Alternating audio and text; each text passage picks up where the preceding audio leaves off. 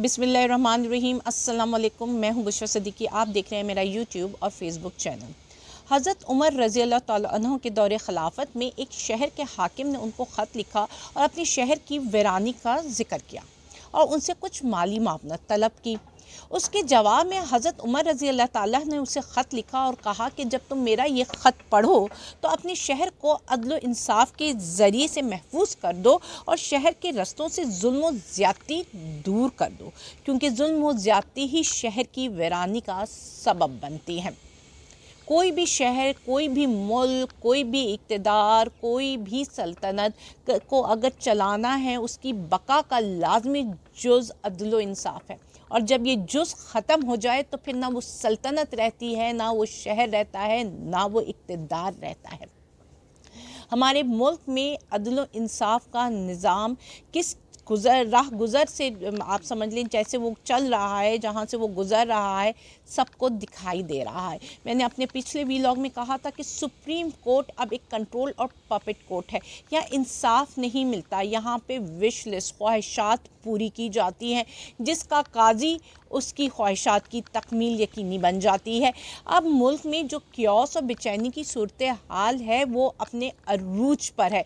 कभी कहीं से इस्तीफ़ा की गूंज सूंजती है तो कभी कहीं से, कभी आता है कि शहर इक़्तिदार से कोई मेन इस्तीफ़ा आ जाएगा, रेड जोन से आ जाएगा, तो कभी हम सुनते हैं कि जी शाहराह दस्तूर से एक और इस्तीफ़ा आने वाला है। पाकिस्तान की 75 साल तारीख़ में वो कुछ नहीं हुआ जो अब हम देख रहे हैं, और जो कुछ भी देख रहे हैं वो सियाह बाब है। हमने इसमें कोई भी, हम ये नहीं कह सकते कि सुनहरी हरूफ में लिखा जाएगा। हाँ, जो कुछ भी लिखा जाएगा शायद उसके लिखने के लिए काली दवात तक कम बढ़ जाए।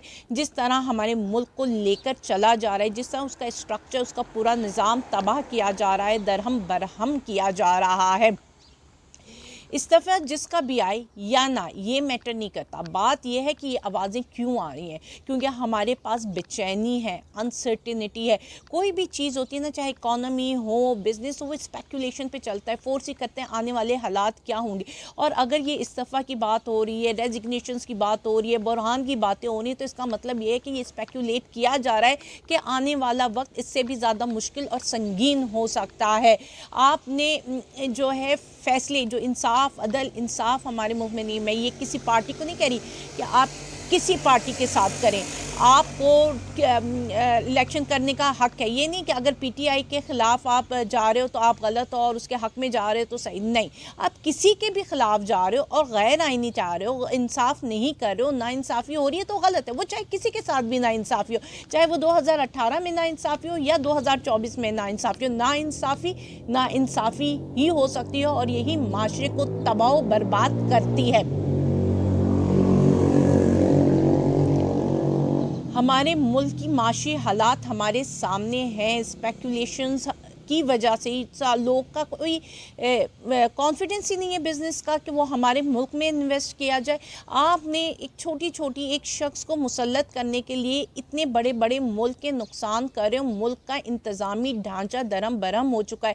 इंटरनेशनल मीडियाज़ में जो तस्वीरें सुप्रीम कोर्ट की बन रही हैं, जिस तरह उसको दिखाया जा रहा है कि सुप्रीम कोर्ट हमारी क्या है। और फिर एक आर्टिकल भी आया है अभी, उसमें वो कहते हैं कि ये जो डीप स्टेट है वो एक्टिव हुई है, यानी कि सबको दिखाई दे रहा है कि पाकिस्तान में अभी जितना भी कंट्रोल है, चाहे वो हमारी अदालतों का निज़ाम हो, चाहे कोई दूसरे इदारे हैं, वो डीप स्टेट के कंट्रोल में है। अभी इमरान खान की सहाफ़ियों से बातचीत हो रही है, पिछले दिनों भी बात हुई और कल भी बात हुई। अच्छा, जब पिछले दिनों बात हुई तो टिकट के हवाले से सहाफ़ियों ने जब इमरान खान से सवाल किया कि जी आपकी टिकट्स आपने दिए हैं, तो उसने कहा था कि मुझे इतना टाइम ही नहीं दिया गया मैं टिकट्स को पूरा कंसिडर कर सकूं या देख सकूं, और इसके अलावा मुझे इतना मतलब बातचीत नहीं हो सकी टिकट के हवाले से। तो अगर जब वो ये कह रहे हैं कि टिकट में मेरा इतना इन्वॉल्वमेंट नहीं थी, तो फिर टिकट किसने दी? इसका मतलब ये वही डीप स्टेट, वही इस्टेब्लिशमेंट। अच्छा, यहाँ पे इस्टेब्लिशमेंट पे फ़ाइज़ ईसा साहब ने कहा था कि फ़ौज ही इस्टेब्लिशमेंट होती है, तो यहाँ पे मैं उनको करेक्ट करना चाहूँ, सिर्फ फ़ौज इस्टेब्लिशमेंट नहीं होती, आपकी ब्यूरोक्रेसी भी इस्टेब्लिशमेंट होती है, आपकी जुडिशरी भी इस्टेब्लिशमेंट होती है, और आपका मीडिया भी, जब से पाकिस्तान बना है तब से आपका मीडिया भी इस्टेब्लिशमेंट है। तो सिर्फ इस्टेब्लिशमेंट में आप एक इदारे को मत करें, वो सब वो लोग जिनके पास पावर है, जो कि सिस्टम को इन्फ्लुएंस कर सकते हैं, वो इस्टेब्लिशमेंट का हिस्सा हमेशा से रहे हैं। अब इसका मतलब अब हम आते हैं अपने उस पॉइंट पे जो मैंने इमरान खान की बात की थी कि टिकट्स के हवाले से। इसका मतलब ये है कि जो टिकट दिया गया है, जब वो इमरान खान की मर्ज़ी से नहीं दिया गया तो फिर उसमें कहीं ना कहीं उस इस्टेब्लिशमेंट की भी मर्ज़ी शामिल है, मौजूद है। बल्ले का निशान छीन लेना इमरान खान को इस इलेक्शन का वो वाला प्रोसेस जिसमें उसने टिकट डिस्ट्रीब्यूट करने थे उससे वो कर लेने का मतलब ये है कि कहीं ना कहीं वो डीप स्टेट, वो इस्टेब्लिशमेंट, वो लंदन प्लान जीत रहा है, कामयाब हो रहा है, और वो उसने बड़ी कामयाबी से इमरान खान को इस चीज़ से साइडलाइन कर दिया है।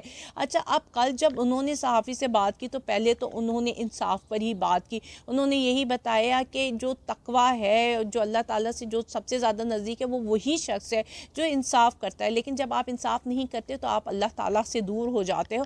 उन्होंने यही आयत जो है, एक आयत की तलावत की और रेफ़र किया उस आयत को, और उसके बाद उन्होंने जो बात बताई वो ये कही कि मुझे ये लोग मार सकते हैं, इनका दिल मकसद, इनकी जो ख्वाहिशों में से मुझे फांसी देना भी है। अगर हम ये फांसी देने वाली बात, और जो उन्होंने कहा कि उनके जो कुछ डिमांड्स थी मैंने नहीं पूरी की, मैं अपनी जो खड़ा हुआ हूँ, डटा हुआ हूँ, मैं अपनी आवाम के साथ हूँ, अपने मुल्क के साथ हूँ, तो इसका मतलब ये है कि जो बल्ले का फ़ैसला लेट हो रहा था उसमें कहीं ना कहीं जो बातें उठती हुई सामने आई कि जी बातचीत चल रही है, इमरान खान के साथ लोग बंदे बैठे हुए हैं, अडियाला जेल में लोग मौजूद हैं जो इमरान खान से निगोशिएट कर रहे हैं, लेकिन इमरान खान नहीं मान रहा। इस वजह से भी वो जो हमने देखा था कि जो फ़ैसला 7 बजे आना था 8 हो गया, 9 हो गया, 9:30 बज गए, 10-11 बजते चले गए, क्योंकि वहाँ से बातचीत या डील फाइनल नहीं हो रही थी। तो इसका मतलब जब कल इमरान खान सहाफ़ी से बात करते हैं और वो कहते हैं कि मैं उनकी बात नहीं मानता, मैं अवाम के साथ खड़ा हुआ हूँ, मैं डटा हुआ हूँ, तो ये बात सही साबित हुई कि लोग उनसे बातचीत करने की कोशिश कर रहे थे, लेकिन उनकी तरफ से इनकारी के बाद उनसे ये बल्ला छीन लिया गया। अच्छा, फिर अगर हम ये देखें, अगर डॉट्स कनेक्ट करें, तो इसका मतलब ये हुआ कि गौहर साहब के घर में हमला करवाना, फिर उनका समाज छोड़कर चले जाना, फिर वापस आना, ये सब एक डिलेइंग टैक्टिक्स भी थी, और ये सब आपस में शायद मिले जुले भी हों। तो पाकिस्तान की सियासत में वो जिसे कहते हैं डीप स्टेट ही कह लें, क्योंकि मैं डीप स्टेट का वर्ड यूज़ इसलिए कर रही हूँ कि वो एक रेफरेंस के लिए कि लोग, इंटरनेशनल मीडिया भी किस तरह हमारे मुल्क में जो कुछ हो रहा है उसको डीप स्टेट की इन्वॉल्वमेंट ही कह रहा है। तो ये सारे कुछ हर चीज़ प्लान्ड है, हर चीज़ जो जवाब लिखना है, सवाल लिखना है, फ़ैसले करना है, वो पता होते हैं कि ये सिचुएशन हुई तो ये फ़ैसला आपने पढ़कर सुना देना, ये सिचुएशन हुई तो आपने ये फ़ैसले को आगे कर देना है। तो वहाँ पे अवाम क्या चाहती है, मुल्क के लिए क्या मफाद में, ये कोई नहीं सोचता। इलेक्शन सब हो भी जाते हैं, आपकी विश लिस्ट के मुताबिक इलेक्शंस हो भी जाते हैं, तो क्या आपको लगता है कि आप जो मकासद थे, जो एक मेन मकसद था, वो आप उसको अचीव कर लोगे 8 फरवरी को? क्योंकि जिस तरह के हालात हैं और जिस तरह लोगों का टेम्पो है, आप, क्योंकि आपने हमेशा से जो भी ये रिजीम चेंज की प्लान की है, इसमें जो लोग हैं ना उसको माइनस करके रखा और आपका सारा जो गेम प्लान ख़राब भी लोगों के रिएक्शन की वजह से हुआ है। तो अब भी आपने क्या 8 फरवरी को लोगों को माइंड में रखा है कि लोग निकलेंगे, या फिर लोगों को फिर आप उसी पकड़ धकड़ से रोकोगे उनको, जिस तरह वो पहले तो उनसे एक हक के राय दही, जो अपनी पसंदीदा पॉलिटिकल पार्टी, वो हक छीन लिया, फिर जो थोड़े बहुत निकलेंगे आप उनको भी दबा दोगे, तो किस तरह मैनेज करोगे? तो 8 फरवरी को जो रिज़ल्ट आप चाहते हो वो आपको नहीं मिला, तो फिर आप आगे क्या करोगे? फिर दूसरी तरफ मरीम ने भी उसी वक्त जलसा किया, मरीम नवाज़ ने, जब बल्ले का निशान छीन लिया गया, और उनकी वही विश लिस्ट थी जो आप शुरू से आप देखते जाए, उनकी विश लिस्ट थी कि ये जी दहशतगर्द पार्टी है, इसको बल्ला नहीं मिलना चाहिए, इसको ये नहीं मिलना चाहिए, इसको कलअदम करार दे दें। उनकी विश लिस्ट पूरी हो गई और उसके बाद उन्होंने जलसा किया, और तमाम रियासती मशीनरी का इस्तेमाल करने के बावजूद, अगर यही जलसा करना था तो बीबी ना करती आप। दूसरी तरफ शेर अफजल वर्सेस रऊफ़ हसन फिर से मौजूद हैं, और फिर से ये कंट्रोवर्सी हो रही है कि जी शेर अफजल जो हैं वो पार्टी का हिस्सा नहीं है। तो फिर पार्टी का हिस्सा नहीं है तो फिर वो जाकर हर जगह जलसे, जुलूस, रैली क्यों कर रहे हैं और लोग उनकी सपोर्ट क्यों कर रहे हैं? और रऊफ़ हसन साहब की कुछ स्टेटमेंट्स ऐसी थी जो कि कॉन्ट्राडिक्ट कर रही थी। वो कह रहे थे कि कोई नहीं मिल सकता, मैं नहीं मिला, लेकिन लोग तो मिल रहे हैं इमरान खान से जाकर। और शेर अफजल की भी इमरान खान से मुलाकात हुई, और एक दो ज़राए ने कंफर्म भी किया है कि जो शेर अफजल कह रहे हैं वो बिल्कुल सही बात भी है। तो इसका मतलब ये है कि अगर शेर अफजल कुछ कह रहा है, अगर हम ये सपोज़ करते हैं कि शेर अफजल जो बातें कर रहा है वो इमरान ख़ान के बारे बिल्कुल सही है, यही बातें इमरान ख़ान ने कही हैं, तो फिर जो दूसरे उनके वकला हज़रात बात कर रहे हैं वो गलत कर रहे हैं। तो यहाँ पे तो पार्टी आधी हाईजैक हो गई है। हम ये समझें कि पीटीआई जो है अब एक हाईजैक पार्टी है, क्योंकि शेर अफजल मरवत आकर हम ये मान लेते हैं कि वो वही लाइन ले रहा है जो कि इमरान खान की लाइन है, जो कि इमरान खान कह रहा है, तो फिर जो बाकी लोग कह रहे हैं वो गलत है। और फिर देखिए स्पेकुलेशन, मैंने कहा था मुल्क जो है ना, अभी हमारा मुल्क स्पेकुलेशन की बेस पे चल रहा है, क्योंकि ऑन ग्राउंड किसी को कुछ नहीं पता क्या हो रहा है और आने वाले वक्तों में क्या होगा। तो वो सब हम लोग जो है ना, ऐसा हो गया तो ऐसा हो जाएगा, ऐसा हो गया तो ऐसा हो जाए पर ही चल रहा है। लेकिन इमरान खान जेल में, और इमरान खान जेल में बैठकर जो कुछ भी कह रहे हैं, क्या वो मनोअन बाहर आ रहा है या उसके लोग मनोअन उस पर अमल करें, या शायद बीच में अपनी कर रहे हैं। उसकी पार्टी का जो प्लान बी फेल हुआ, पाकिस्तान नज़रियाती वाला, पाकिस्तान तहरीक इंसाफ नज़रियाती वाला, वो क्यों हुआ?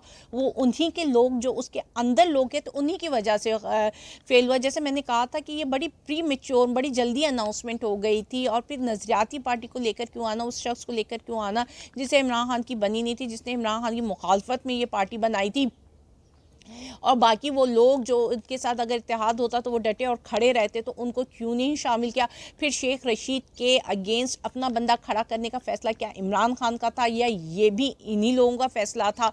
तो ये बहुत सारे फ़ैसले हैं जिनमें क्वेश्चन मार्क है, जिनमें ये सवाल उठते हैं क्या ये वाकई इमरान खान के फ़ैसले, और इमरान खान होता तो क्या ये फ़ैसले होते? लेकिन देख लें क्या बनता है। मुल्क में इंसाफ का निज़ाम दरम बरम है, बाकी जितने भी इदारे हैं उन सब का निज़ाम दरम बरम है। हमारे बस में, हमारे जिसे कहते हैं रूल्स एंड लॉ के मुताबिक तो कोई काम ही नहीं हो रहा है। मुल्क में लोग परेशान हैं, अफरा तफरी है, और आने वाला वक्त और संगीनी और बहरान का इशारा दे रहा है। इसमें हम अल्लाह से दुआ ही कर सकते हैं कि अल्लाह ताला तू ही हमारे मुल्क का, इसमें रहने और बसने वाले लोगों की हिफाजत फरमा। मुझे इजाज़त दीजिए, इंशाल्लाह दूसरे व्लॉग में मुलाकात होती है। अल्लाह हाफिज़।